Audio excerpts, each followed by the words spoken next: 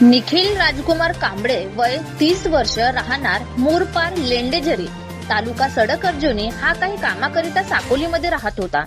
काल रात्री आपल्या मुरपार गावी खाली पाण्याची कॅन आणण्याकरता गेला होता. काल 21 मेच्या रात्री 8 वाजता त्याच्या वडिलांनी सांगितले की माझ्या मुलाच्या टू व्हीलर गाडीने पाण्याची रिकामी कॅन धरून गेला. त्याच्यासोबत एक व्यक्ती होता. माझ्या मुलाचे कोसमतोंडी येथील एका मुलीसोबत प्रेम संबंध होते. तो कोसमतोंडी गेला होता.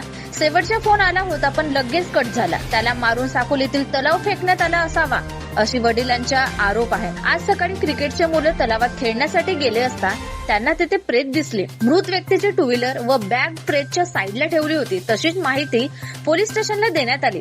पोलिसांनी चौकशी करून पंचनामा केला. तलावात प्रेत पाहण्यासाठी लोकांनी खूप गर्दी केली. जागेवर पंचनामा करण्याकरिता SDPOच्या मार्गदर्शनात पोलीस निरीक्षक, असिस्टंट पोलीस निरीक्षक व पोलीस स्टेशन साकोली करत आहे. शवविच्छेदन करण्याकरिता उपजिल्हा रुग्णालयात प्रेत पाठवण्यात आले.